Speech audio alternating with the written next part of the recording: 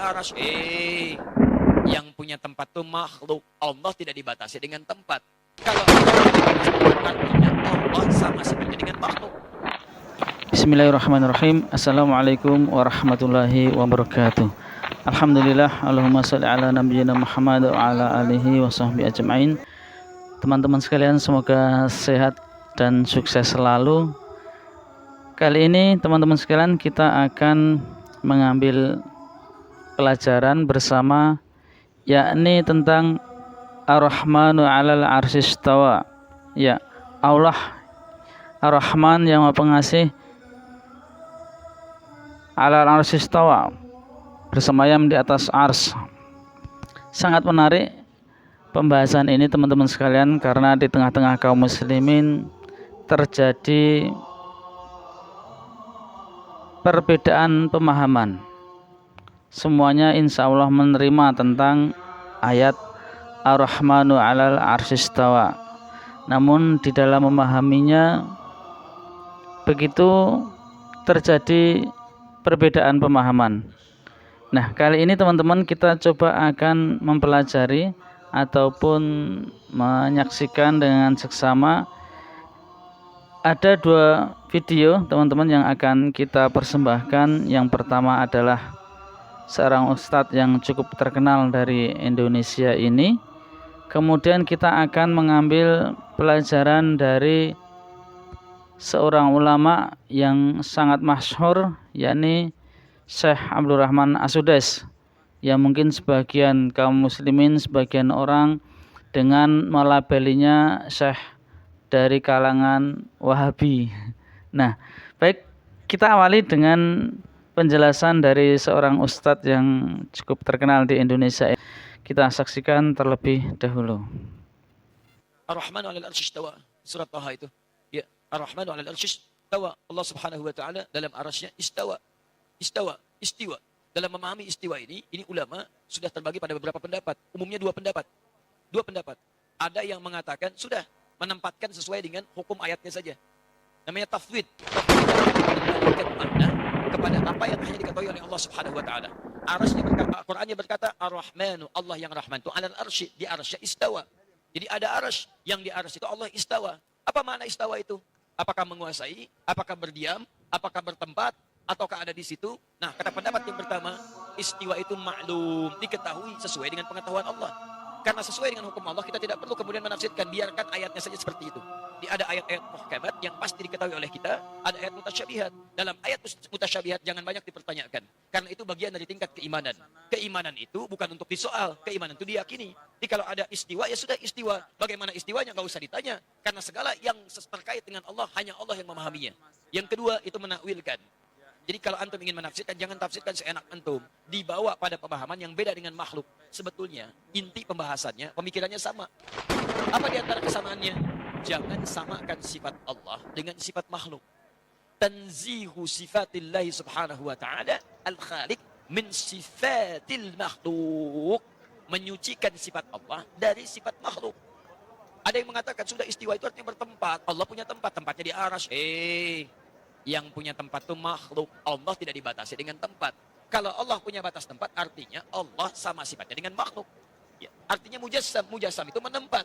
Kalau sudah punya tempat, berarti menempat. Menempat sama dengan makhluk. Gak boleh. Kalau Allah kemudian butuh tempat, berarti punya kebutuhan. Sedangkan Allah maha luas. Laisa kamitslihi syai'.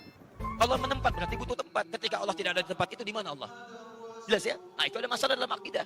Makanya kalau antum ingin memahami ini, kalau ingin tetap memaksakan tempat, ditakwilkan. Jangan dipahami demikian, tapi dipahami dengan nilai yang terkait dengannya. Apa diantaranya? Istawa bimakna istaula, menguasai, mengatur. Aras jangan diartikan dengan bertempat di situ. Ada begitu tidak? Artikan dengan di aras, itulah Allah mengatur, menguasai aras, menguasai alam dan sebagainya. Ustaz, ayatnya jelas, ngapain main takwil? Ada beberapa ayat yang memang kita harus pahami dengan takwil. Ya, menurut Ustadz ini bahwa Ar-Rahmanu 'alal 'arsy istawa memiliki dua pemahaman setidaknya di tengah-tengah kaum muslimin. Yang pertama, yakni menerima apa adanya bahwa Allah 'alal 'arsy istawa. Ya. Kemudian yang kedua, adalah dengan cara mentakwil, yakni alal arsistawa ditakwil ataupun dipahami dengan istaula, yakni menguasai. Jadi Allah tidak bersemayam di atas ars atau tidak alal arsistawa, tapi Allah menguasai. Allah menguasai ars, menguasai alam semesta ini. Nah, teman-teman sekalian, coba kita pelajari lebih dalam lagi, kita ambil faedah ataupun ilmunya dari Syekh yang cukup terkenal, masyayikh yang cukup terkenal, yakni Syekh Abdurrahman As-Sudais.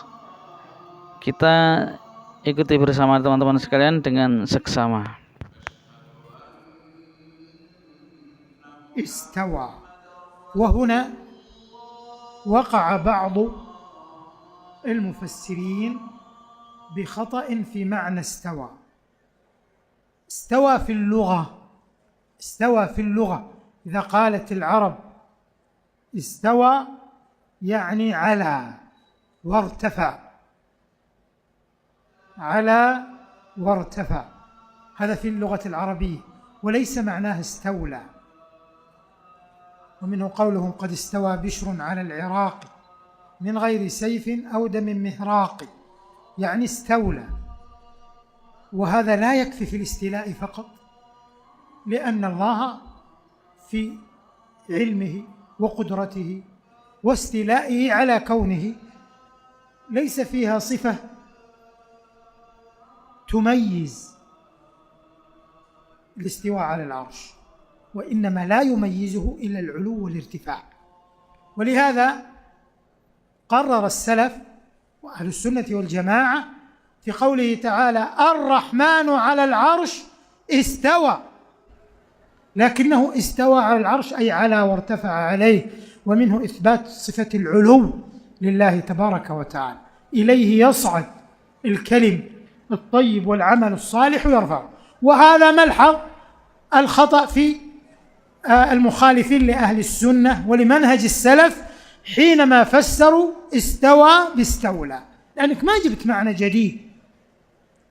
إذا قلت ثم استوى على العرش استولى عليه، هو مستول على كل شيء، بمعنى آية الملكية قبل له ملك السماوات والأرض يحيي ويميت وهو على كل شيء قدير، ثم قال وهو بكل شيء عليم، خلق السماوات والأرض.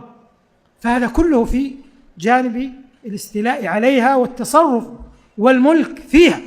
لكن يوم خلق السماوات والأرض وانتهى من خلقها على وارتفع علوا يليق بجلاله على عرشه تبارك وتعالى. والله سبحانه مستو على عرشه استواء يليق بجلاله وعظمته، وليس استواءه كاستواء المخلوقين، فاستواءه ليس مثلا استيلاء ملك من ملوك الدنيا على العرش مثلا أو استوائه عليه، ولله المثل الأعلى.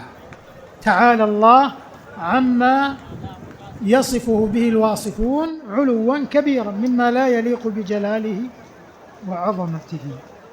ومع هذا في الاستواء لا نكيف، لا نمثل، ولا نشبه، وإنما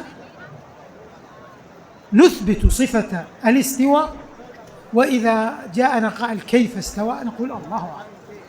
ولهذا الإمام مالك وضع هذه القاعدة الذهبية: الاستواء معلوم دلت عليه النصوص في القرآن والسنة واللغة العربية، والكيف مجهول، والإيمان به واجب، والسؤال عنه بدعة. وقال لصاحب السؤال: وما أراك إلا صاحب بدعة، وأخرجه، لأن بعض الناس يريد من العالم أن يستجره إلى أمور تخالف الشرع أو النقل. نقف عند إثبات صفة الاستواء. Ya, Masya Allah, cukup jelas dan gamblang serta menenangkan penjelasan dari Syekh Abdurrahman As-Sudais yang merupakan di antara Imam Masjidil Haram, ya teman-teman sekalian. Ternyata Ar-Rahmanu 'alal 'arsy istawa tidak bisa diartikan dengan istaula, yakni menguasai.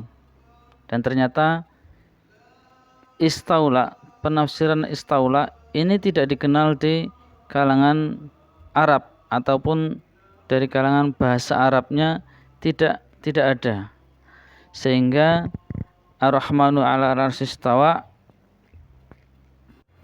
Ahli Sunnah wal Jamaah meyakini atau beriman, yakni menetapkan sifat Allah istiwa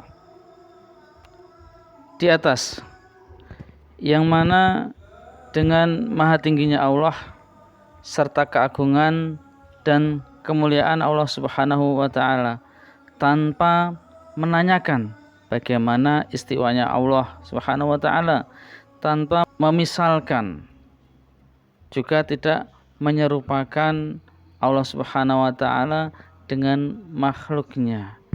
Semoga bermanfaat, semoga kita semua selalu dalam hidayah Allah Subhanahu wa taala.